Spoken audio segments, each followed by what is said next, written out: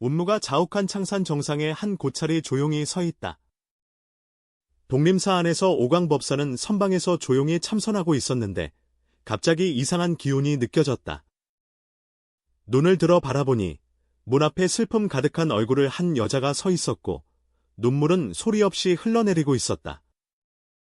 스승님, 제 아이가 이미 사흘째 돌아오지 않아 부디 그녀의 행방을 알려주시옵소서. 여자의 목소리는 울컥하며 기대감으로 가득 차 있었다. 서서히 눈을 뜬 그 눈빛은 고대의 우물처럼 깊어 시공간의 경계를 꿰뚫는 듯했다. 그녀는 즉시 대답하지 않고 조용히 한숨을 쉬었다. 부인께서는 이미 세상을 떠난 지 10년이 되었는데 왜 아직도 세속의 인연을 놓지 못하십니까? 여인은 온화한 얼굴로 두려움에 가득 찬 표정을 지으며 몸은 한 줄기 맑은 연기처럼 조각나 아침 햇살 속에 흩어져 사라졌다. 여자가 사라지는 방향을 무관심하게 응시하며 마음속으로 수많은 감회를 느꼈다. 음양 두세 개의 감정적 유대는 세상 사람들이 생각하는 것보다 훨씬 더 복잡하고 깊다. 오광법사는 동릉사에서 30년 넘게 수행하며 시골 가난한 고아에서 백리를 아우르며 존경받는 고승으로 성장하였다. 그는 태어날 때부터 보통 사람이 볼 수 없는 존재를 볼 수 있는 특별한 재능을 가지고 있다. 바로 이러한 이유로 근처의 사람이 세상을 떠나면 가족들이 자주 와서 그에게 망자를 초도해달라고 요청하였습니다. 그러나 오광은 이로 인해 자만하지 않고 오히려 자주 깊은 생각에 잠겼다. 그날 보았던 여자의 혼령이 오광의 마음속에 오래도록 평정을 찾지 못하게 했다. 오랜 세월 동안 불경을 연구한 그는 돌아가신 분이 미련을 가질 경우 확실히 인간 세계에 머무를 수 있음을 깊이 이해하고 있다. 그러나 불경에서는 주로 망자가 원한이나 집착이 사라지지 않아 머무르는 경우를 언급할 뿐 순수하게 그리움으로 인해 떠나지 않으려는 경우는 거의 다루지 않는다. 스승님께서 무언가 고민이 있으신 듯 어린 삼이 지위에는 청차를 들고 선방으로 걸어가며 눈에 가득한 걱정을 담고 있었다. 무광은 찻잔을 받아 들고 먼 구름바다를 바라보았다. 사람은 늘 그러하니 살아있는 자는 죽은 이를 그리워한다. 그리고 돌아가신 분들도 살아있는 분들을 그리워하지만 음양이 갈라져 있어 서로 통하기 어렵다. 인연을 알기는 어려서였으나 천부적인 재능이 뛰어났다. 왜 대부분의 사람들은 고인의 그리움을 느끼지 못하는가? 부처님께서 말씀하시길 중생은 모두 부처성을 지녔으나 세상의 번잡함이 마음을 흐리고 깨달음의 빛은 멀리 있으며 명계의 정보를 감지할 수 있는 이는 오직 마음이 밝게 이루어진 사람일 뿐이다. 4명의 사람이 다가오는 발자국 소리가 스승과 제자의 대화를 끊어 놓았다. 화려한 옷차림의 중년 남자가 주지 스님의 인도로 선방에 들어와 오광에게 깊은 애정을 담아 인사하였다. 대사, 소인 이명원, 성중이가 장자. 우리 어머니께서 최근에 돌아가셨는데 집안에서 연달아 이상한 일이 일어나고 있습니다. 밤마다 울음소리가 들리고 물건들이 이유 없이 움직이며 심지어 하인 중 한 명은 어머니의 모습이 정원에서 배회하는 것을 목격했다고 합니다. 대사님의 가르침을 간절히 청합니다. 오광은 즉시 대답하지 않고 물었다. 어머님께서 돌아가시기 전에 미처 이루지 못한 원망이 있었습니까? 이명원은 잠시 생각에 잠긴 후 고개를 저으며 말했다. 어머니는 평온하게 가셨고 집안 일도 이미 잘 정리되어 있어 후회할 일이 없을 것입니다. 오광은 잠시 눈을 감았다가 내일 아침 일찍 평승은 시주자와 함께 집으로 돌아가리라. 다음 날 오광은 지원을 데리고 이 가문으로 갔다. 문에 들어서자마자 그는 공기 중에 스며든 한층의 한탄스러운 기운을 느꼈다. 그것은 아기가 아니었으며 오히려 깊은 그리움과 이별의 아쉬움과 같았다. 이명원이 두 사람을 이끌어 정원으로 향했다. 원 가운데 대부분의 꽃과 풀은 수수께끼 같으나 오직 중앙에 있는 한 그루의 백목련만이 유난히 무성하여 꽃은 눈처럼 피고 향기는 사람의 마음을 사로잡는다. 이 백목련은 어머니 생전에 가장 사랑하던 나무로 그녀가 돌아가신 후에도 더욱 무성하게 자라서 꽃이 피지 않는 계절에도 자주 새싹을 맺는다. 리명원은 설명했다. 물빛이 흰 목련 주위를 천천히 맴돌았다. 주에 깊게 관찰한 후 리명원은 집안 사람들에게 잠시 정원을 떠나도록 했다. 모두가 떠난 후 오광은 흰 목련 나무 아래에 앉아 양손을 맞잡고 입으로 불경을 낭송했다. 잠시 후 그는 두 눈을 뜨고 나무 꼭대기를 바라보았다. 이부인, 여기 계십니까? 공기가 미세하게 흔들리며 한 점 자는 부인의 모습이 나무 줄기 옆에 점차 뚜렷해졌다. 얼굴은 평화로우면서도 은은한 근심이 담겨 있었다. 당신은 나를 볼 수 있나요? 이 부인의 목소리는 산들바람처럼 스쳐 지나가 거의 잡기 어려웠습니다. 무광은 고개를 끄덕이며 말했다. 부인은 어찌하여 떠나지 않으려 하십니까? 이 부인의 시선이 저택을 향했다. 나는 내 아이들이, 특히 막내딸 나니를 걱정합니다. 그녀는 어릴 때부터 몸이 약했기에 나는 항상 정성껏 돌보아 왔습니다. 내가 세상을 떠난 후 견디지 못할까 두렵다. 어린 딸은 눈살을 약간 찌푸렸고 이공자는 여동생이 있다는 언급을 하지 않았다. 이 부인의 모습이 다소 흐릿해졌다. 남자는 나와 전남편 사이에서 태어난 아이다. 재혼할 때 그녀는 아직 강보 상태에 있었다.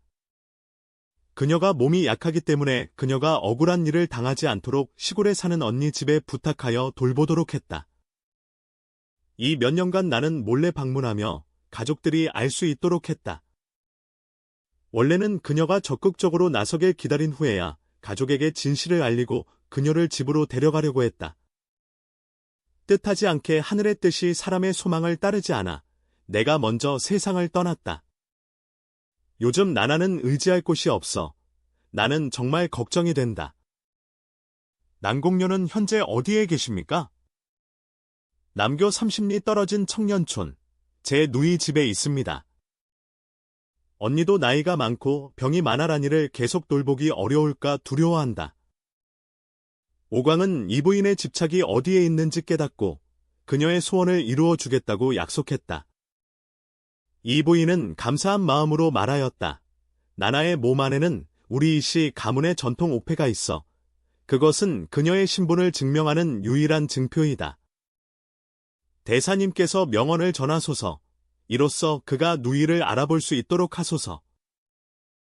말을 마친 그녀의 모습은 점차 백목련 속으로 스며들었고 꽃잎들은 바람에 흔들리며 마치 감사를 표하는 듯했다. 오광은 이 부인의 말을 이명원에게 전하였다. 이명원은 충격에 휩싸인 동시에 깊은 죄책감을 드러내며 즉시 사람을 보내 청년촌으로 동생을 찾으러 보냈다. 사흘 후 이명원은 직접 15살 된 여동생 나니를 집으로 데려왔다. 나나는 체질이 약하지만 총명하고 성격이 온화하여 곧 이 가문 모든 사람들의 사랑을 받았다. 그가 몸에 지니고 있는 옥패는 이씨 가문의 대대로 전해 내려오는 물건으로 그의 신분을 의심할 여지 없이 증명하였다. 나나가 이부에 들어온 이후로 이부에서는 다시는 이상한 일이 일어나지 않았으며 그 진주 백목련도 정상적인 성장 주기를 회복하였다. 이명원이 나널과 함께 동릉사에서 사안에게 감사 인사를 드릴 때 오광은 나널 뒤에 희미한 그림자가 하나 있음을 알아차렸다. 그 그림자는 자애롭게 그녀를 바라보다가 천천히 햇빛 속으로 사라졌다. 이 일은 오광으로 하여금 음양 두세 개의 연관성에 대해 더 깊이 체득하게 만들었다. 그는 자신의 경험과 견해를 체계적으로 정리하기 시작했다. 망자와 생자 사이의 미묘한 연결에 관한 관찰을 기록하다. 이후 며칠 동안 오광은 연이어 유사한 사례들을 접하게 되었다. 한 노병의 영혼이 전장을 헤매며 오직 전우가 안전하게 철수했는지 확인하려 한다. 한 젊은 어머니가 병으로 세상을 떠난 후에도 어린아이를 지키며 위험한 시기를 헤쳐나가도록 인도합니다. 한 스승의 영혼이 서재를 오가며 미완성의 학문 저작을 걱정한다. 이러한 경험들은 오광으로 하여금 인간 세상의 정서적 유대가 상상보다 훨씬 강력하며 죽음조차 완전히 끊어내기 어렵다는 것을 깨닫게 했다. 죽은 자가 산자를 그리워하는 마음은 종종 산자가 죽은 자를 애도하는 것보다 더 오래 지속되며 깊다. 어느 날 치위야는 선방에 들어갔다. 그의 표정은 무거웠다. 스승님, 어젯밤에 부모님을 꿈에서 뵈었습니다. 그들은 강 건너편에 서서 계속 나에게 손짓만 할 뿐 말을 하지 못했다. 그들의 얼굴을 기억하십니까? 고개를 저었기 때문입니다. 저는 3살 때 부모님이 역병으로 돌아가셔서 이미 그들의 얼굴을 잘 알지 못합니다. 그러나 꿈속에서 나는 한눈에 그들을 알아보았고 무한한 따뜻함과 안심을 느꼈습니다. 오광미소, 이것은 평범한 꿈이 아닙니다. 부모님께서 당신을 그리워하며 당신의 마음이 맑고 밝은 순간을 빌려 그들의 사랑을 전하고 계십니다. 왜 이전에는 그것들을 꿈에 본 적이 없었을까요? 그것은 당신의 마음이 진정으로 평온하지 않았기 때문입니다. 마음이 고요한 물처럼 잔잔해질 때만이 다른 세계로부터 미약한 정보를 받을 수 있습니다. 수행이 깊어질수록 지각이 더욱 예민해진다. 이로부터 오광은 자원에게 마음을 진화시키고 감각 능력을 향상시키는 법을 가르치기 시작했다. 그는 음양 두 세계의 소통이 소수의 특별한 능력이 아니라 모든 사람이 가진 잠재력이라고 믿으며 올바른 방법으로 이를 열어야 한다고 생각한다. 연구가 심화되면서 오광의 명성이 주변 지역에 퍼져나가 점점 더 많은 사람들이 동능사를 찾아와 그에게 돌아가신 가족과 연락할 수 있도록 도움을 요청했다. 오광대는 대체로 이러한 요청을 정중히 거절했는데 그는 함부로 음양의 경계를 허무는 일이 결코 선한 행위가 아님을 이해하고 있었기 때문이다. 오직 고인의 미완의 소원이 있으며 그것이 그의 왕생에 영향을 줄 가능성이 있을 때에만 그가 도움을 베푼다. 한 번은 부유한 상인이 큰 금액을 들고 와서 오광에게 돌아가신 아버지와 연락할 수 있도록 간절히 부탁하며 가문의 보물 행방을 물었다. 오광은 단호히 거절했다. 돌아가신 분은 이미 다른 경지에 들어갔으니 세속적 욕망에 흔들려서는 안 된다. 진심으로 그리워한다면 선행으로 그 공덕을 회양하여 그가 안락하도록 도우십시오. 망자의 세계와의 접촉이 늘어나면서 오광은 점점 더 불안한 현상을 눈치채기 시작했다. 점점 더 많은 망원들이 순조롭게 왕생하지 못하고 인간계와 명계의 경계에 머물러 있는 것처럼 보였다. 그들은 대부분 집착이나 원망 때문에 머무는 것이 아니라 단순히 이 세상의 친척을 그리워하여 떠나지 않으려 한다. 이 현상의 본질을 탐구하기 위해 오광은 정진에 들어가 참선의 더 높은 경지에서 명계의 상태를 직접 감지해보고자 하였다. 절의 원로들의 지지 아래 그는 절 뒤편의 한 석굴에서 정진하며 물과 경전 몇 것만을 가지고 나갔다. 7일째 참선 중 오광이 극심한 선정 상태에 들어갔을 때 그의 의식은 마치 어떤 경계를 넘어선 듯 기묘한 차원에 들어갔다. 거기서 그는 수많은 망원들이 마치 길 잃은 행인처럼 음양 두 세계의 틈새에서 헤매고 있는 것을 보았다. 어떤 이들은 허공을 바라보는 듯하고 어떤 이들은 애착과 미련에 사로잡혀 있으며 더 나아가서는 자신이 이미 세상을 떠난 사실을 전혀 모르는 것처럼 보인다. 이 혼돈 속에서 오광은 장엄한 형상을 보았다. 지장왕 보살이 서쪽 지팡이를 손에 들고 길을 잃은 영혼들을 인도하고 있었다. 오광이 지장왕 보살께 삼배를 올리니 어찌하여 이토록 많은 망령들이 머무르며 벗어나지 못하는가?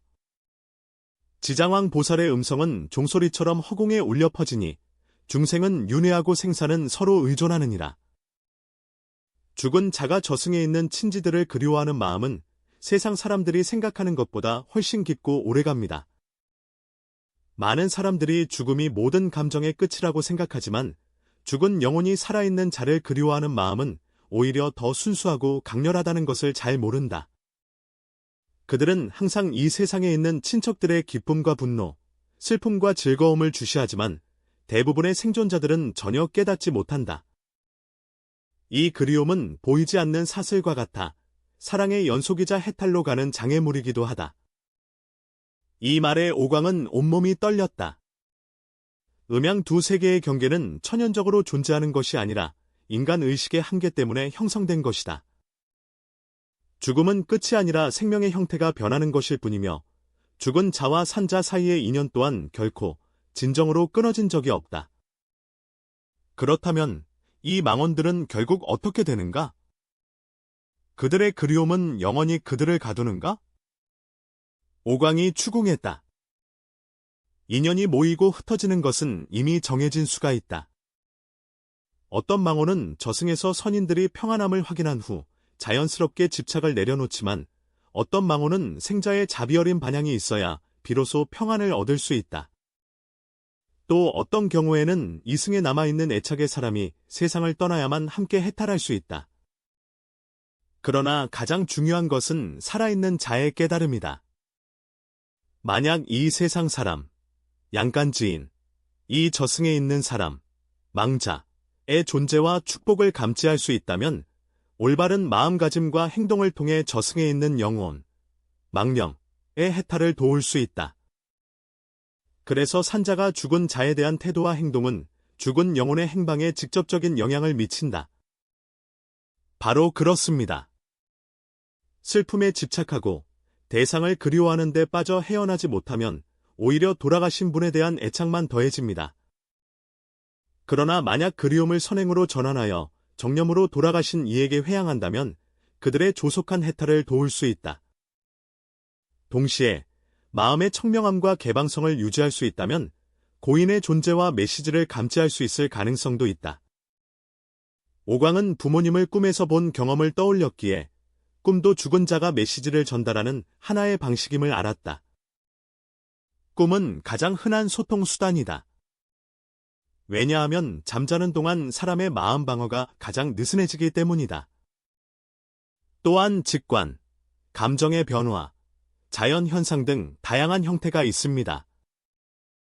망자는 종종 이러한 매개체를 통해 사랑하는 이들에게 관심과 지침을 전합니다. 지장보살께서 더욱이 설명하시길, 음양양계는 본래 일체이나 다만 중생의 업력과 집착 때문에 구분이 생긴 것이다. 수행자는 만약 보통 사람의 인식을 초월할 수 있다면 자연스럽게 두 세계의 정보를 감지할 수 있다. 그러나 이러한 능력이 부적절하게 사용되면 오히려 왕의 정상적인 윤회 경로를 혼란에 빠뜨릴 수 있습니다.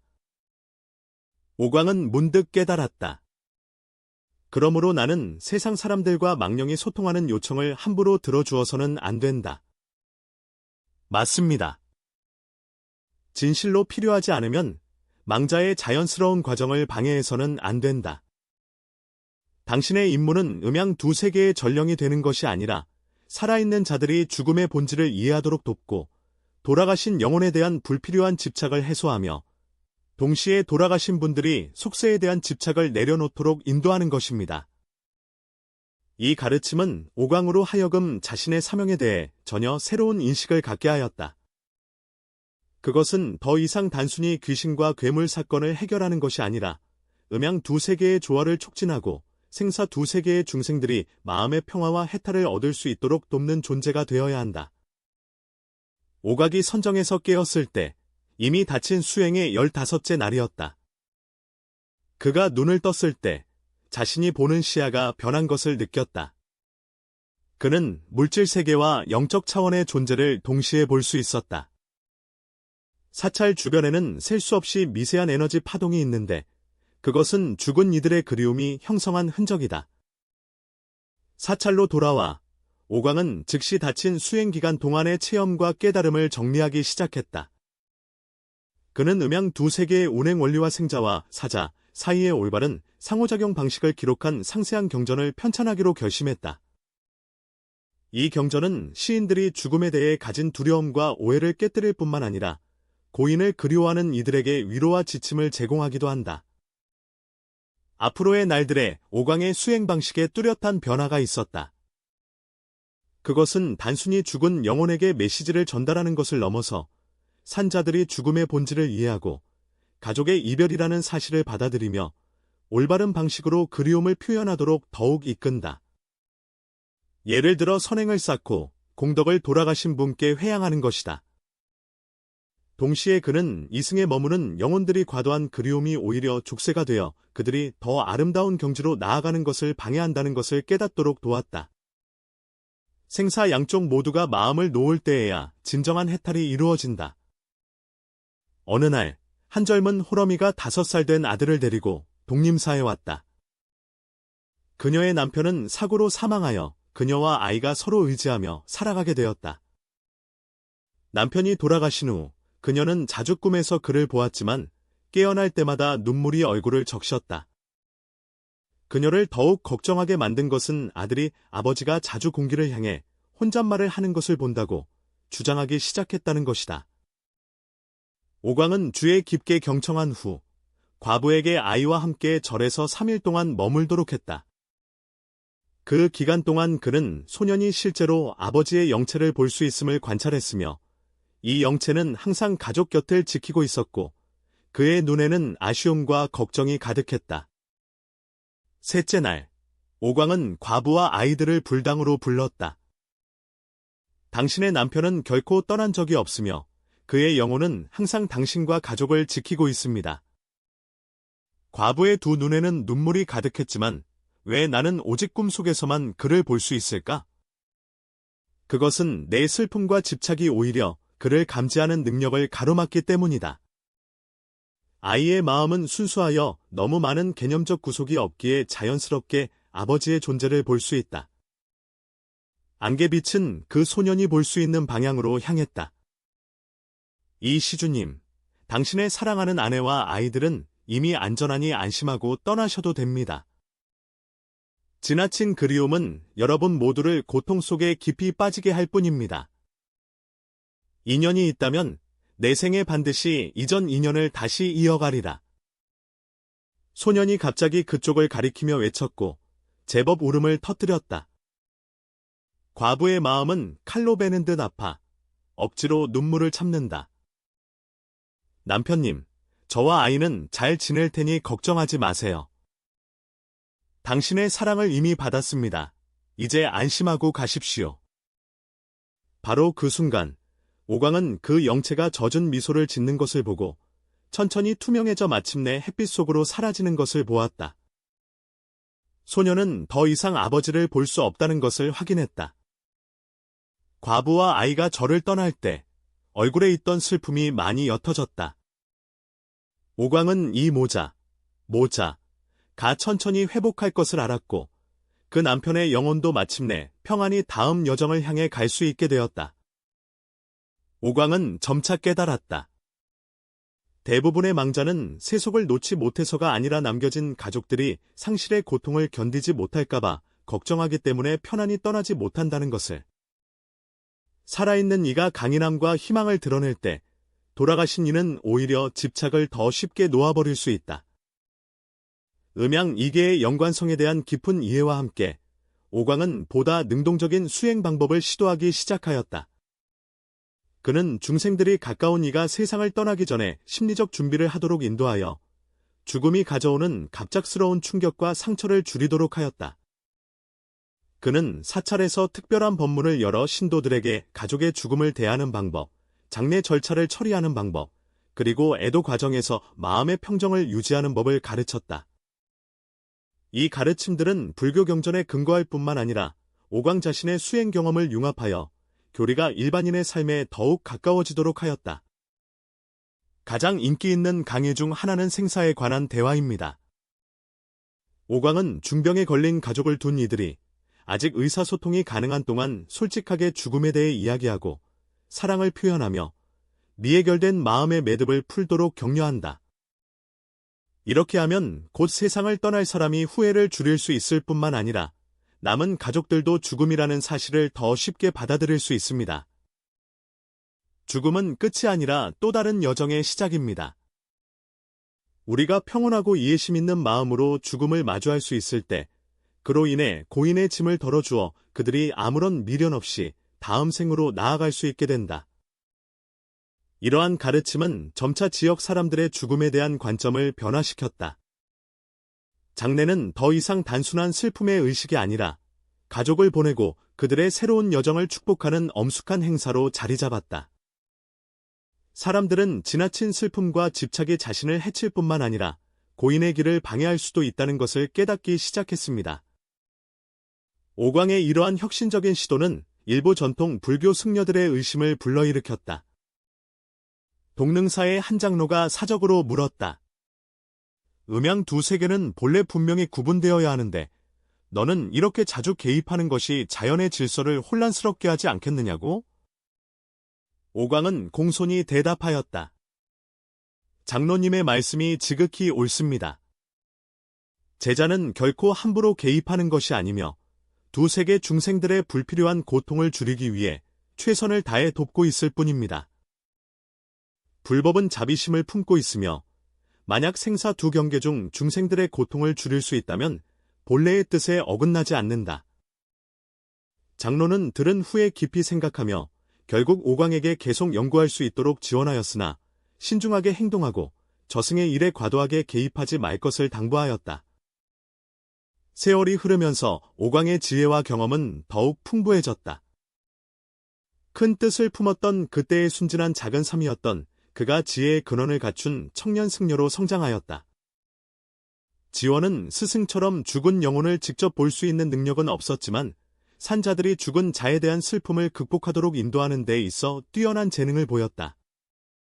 어느 해 겨울, 진이안산이라는 마을 이장이 먼 길을 걸어와 오광을 뵙기를 청하였다. 그는 심각한 표정으로 말했다. 마을에서는 최근 여러 노인이 연속으로 세상을 떠났는데 매번 모두 잠든 채로 평안하게 세상을 떠났으며 아무런 질병의 징후도 없었다. 더 기이한 것은 이 노인들이 임종 직전에 모두 검은 옷을 입은 사자가 나타나 그들의 시간이 다 되었다고 꿈에서 말했다고 주장했다는 점이다. 대사님, 마을 사람들이 두려움에 떨고 있습니다. 모두 저승사자가 목숨을 거두러 왔다고 말합니다. 대사님께서 한 곳에 가서 어떤 이가 이와 같이 죄를 짓도록 강요하는지 살펴보시기를 바랍니다. 오광은 듣고 다음 날 가서 살펴보겠다고 약속했다. 마을에 도착하자 그는 공기 중에 가득 찬 불안과 두려움을 느꼈다. 조사 후 그는 마을의 사당에서 하룻밤 머물며 명상 관찰을 하기로 결정했다. 깊은 밤, 안개 빛이 깊은 선명에 들었을 때 그는 검은 옷을 입은 키 큰 모습, 장엄한 명계의 사자를 보았다. 아미타불, 사자가 어찌하여 이 마을을 자주 방문하는지 여쭤봅니다. 무광이 공손히 물었다. 검은 옷을 입은 사자가 대답했다. 이 마을은 음양의 교차지대에 있으며 최근 몇 년간 천상의 변화로 인해 저승과 인간 세계의 경계가 흐릿해졌다. 나는 명을 받아 수명을 다한 이들을 영접하였으니 세인을 일부러 놀라게 하려 함이 아니다. 오광은 그제서야 이 마을의 지형이 자연적으로 형성된 기운이 모이는 분지와 같으며 주변 산맥의 방향이 풍수에서 음기를 모아 양기를 받는 형세와 꼭 닮아 있어 음양 에너지가 쉽게 교차하는 곳임을 깨달았다. 검은 옷을 입은 사자가 오광에게 말하였다. 사흘 후 마을 동쪽 끝에 사는 조 노인은 평온히 세상을 떠날 것이다. 오광은 사자를 요청하여 이후 마실 때 미리 모습을 나타내지 말아 달라 하여 공포를 일으키지 않도록 하였다. 사자가 자신은 원래 나타나고자 한 것이 아니라고 표현하였다. 다만 이곳은 음양이 교차하는 곳이라 에너지가 자연스럽게 쉽게 인식되며 특히 생을 마감한 이들은 명계의 기운에 더욱 민감하다. 오광은 마을에 작은 불당을 세워 매일 경전을 읽고 불명을 외치자고 제안하였다. 이는 마을 사람들의 공덕을 쌓을 뿐만 아니라 음양의 기운을 조화시켜 두 세계 에너지의 혼란을 줄일 수 있다. 사자는 이 제안에 동의하며 오광에게 세상이 죽음을 두려워하는 것은 무명에서 비롯되며 죽은 자가 속세를 그리워하는 것은 집착 때문이라고 말했다. 만약 부처님의 가르침으로 중생의 지혜의 눈을 열 수 있다면 자연스레 음양이 조화를 이루고 생사 또한 평안해질 것이다. 다음 날 오광은 마을 사람들에게 진실을 설명하고 마을에 작은 불당을 세울 것을 제안하였다. 촌장 천원사는 즉시 자신의 빈집 한 채를 기증하여 불당으로 개조할 뜻이 있다고 밝혔다. 검은 옷을 입은 사자의 말과 같이 사흘 후 조노인은 꿈속에서 세상을 떠났다. 하지만 이번에는 마을 사람들이 더 이상 공포에 떨지 않고 차분히 이 사실을 받아들여 불교 의식에 따라 엄숙한 장례식을 거행하였다. 오광과 지원이 마을에 한 달 동안 머물며 작은 불당을 세우는 데 도움을 주었고 마을 사람들에게 간단한 불법과 수행법을 가르쳤다. 떠나기 전에 오광은 마을 사람들에게 특별히 부탁했다. 죽음은 끝이 아니라 또 다른 여정의 시작임을. 우리가 고인을 기리는 가장 좋은 방법은 끝없는 슬픔이 아니라 그들의 사랑과 가르침을 마음에 새기고 의미 있는 삶을 사는 것입니다. 동시에 세상을 떠난 이들은 물질 세계를 떠났지만 그들의 사랑과 보살핌은 결코 진정으로 사라지지 않았음을 이해해야 합니다. 어떤 특별한 순간에 여러분은 그들의 존재를 느낄 수 있을 것입니다. 그것은 환상이 아니라 사랑의 연속입니다. 독림사로 돌아온 후 오광은 이번 경험을 상세히 기록하여 그가 편찬하는 경전의 중요한 내용 중 하나로 삼았다. 그는 세상 사람들이 죽음의 사자를 두려워해서는 안 되며 그들의 책임과 사명을 이해해야 한다고 특히 강조했다. 시간이 지남에 따라 오광법사의 음양양계에 관한 연구와 가르침은 점차 체계화되어 완전한 이론과 실천 방법을 이루게 되었다. 그의 고전 음양상속론은 불교계에서뿐만 아니라 일반 대중에게도 널리 받아들여져 생사 문제에 직면했을 때 중요한 지침이 되었다. 이 경전의 핵심 사상은 생사가 상이하고 음양이 상속된다는 것이다. 죽은 자가 산자를 그리워하는 마음은 산자가 죽은 자를 그리워하는 마음과 마찬가지로 진실하고 강렬하다. 양쪽 모두가 마음을 놓을 수 있을 때 비로소 진정한 해탈과 평안이 이루어진다. 경전의 마지막 부분에서 오광은 지장왕 보살과의 대화를 기록하였으며 특히 그를 충격에 빠뜨린 말씀이 있었으니 돌아가신 조상들은 양계에 있는 사람들을 그리워하며 자주 생각하지만 대부분의 사람들은 전혀 깨닫지 못한다는 것이다. 이 문장은 명작의 핵심이자 수많은 후대에 상실한 이들의 마음을 위로하는 정신적 안식처가 되었다. 오광 법사께서는 만년의 은둔 수행을 선택하시어 더 많은 시간을 깊은 명상과 경전 저술에 바치셨습니다. 팔순의 고령의 그는 수행자에게 자신의 남은 시간이 많지 않음을 알리면서도 죽음을 전혀 두려워하지 않고 오히려 기대에 차 있음을 말했다. 그는 그것이 단지 또 다른 여행의 시작임을 알고 있었기 때문이다. 임종 전에 오광은 지원을 불러 곁에 두었다. 스승으로서 일생 동안 가장 크게 깨달은 것은 바로 생사의 본질을 이해한 것이었다. 죽음은 끝이 아니라 변화이며 그리움은 죽음으로 인해 사라지지 않고 다른 형태로 계속 존재합니다. 기억하세요. 당신이 나를 그리워할 때 나도 똑같이 당신을 그리워하고 있습니다. 다만 당신이 그것을 느끼지 못할 뿐입니다. 인연의 눈물이 얼굴 가득 흘러내립니다. 스승님, 제자가 반드시 스승님의 법맥을 이어받아 스승님의 가르침을 널리 전하겠습니다. 오광은 미소를 지으며 눈을 감고 평화롭게 세상을 떠났다. 신기하게도 오광 스님이 입적하신 그 순간 동릉사에 있는 모든 꽃들이 갑자기 활짝 피어났습니다. 꽃이 피지 않는 시기에 식물들조차 예외가 없었는데 마치 자비로운 고승에 대한 특별한 경의인 것처럼 보였습니다. 더욱 놀라운 것은 많은 조문하러 온 신도들이 오광 스님의 장례식에서 마치 오광 법사의 모습이 부처상 옆에 서서 온화한 미소를 지으며 모든 이에게 고개를 끄덕여 인사하는 것처럼 보였다고 말한 것이다. 지원은 스승의 법통을 계승하여 독림사의 주지가 되었다. 앞으로의 세월 동안 그는 스승님의 가르침을 널리 전파하여 더 많은 사람들이 생사의 진리를 이해하고 죽음에 대한 두려움과 고인에 대한 과도한 집착을 줄이도록 노력하였다. 지원의 노력 덕분에 음양상속론은 여러 언어로 번역되어 먼 나라에 전해졌다. 점점 더 많은 사람들이 새로운 시각으로 죽음을 바라보며 생자와 망자 사이의 미묘하고 영원한 인연을 이해하기 시작하고 있다. 우리의 생각이 세상을 떠난 가족에게로 흘러갈 때 그들의 영혼도 어둠 속에서 우리를 되돌아보고 있습니다. 이 생사를 초월한 그리움은 물질 세계의 한계를 넘어서 우주에서 가장 지속적인 에너지 형태 중 하나가 되었다. 사람들은 흔히 말하길 떠난 자는 이미 갔고 살아있는 자는 지금 이와 같다고 한다. 그러나 오광법사의 지혜는 우리에게 생과 사가 진정으로 분리된 적이 없으며 사랑의 힘이 음양 두 세계를 넘나들 수 있음을 알려준다. 끝없는 우주강을 따라 우리의 영혼은 결국 만나 다시 인연을 이어갈 것이다. 이것이 아마도 불가에서 말하는 궁극적인 해탈일 것이다. 망각이 아니라 이해하며 단절이 아니라 초월함이다. 생사본래 일체이며 음양은 근원적으로 서로 의지하나 집착을 내려놓을 때에만 생명의 본래 모습을 명확히 볼 수 있고 영원한 사랑과 지혜를 체득할 수 있다.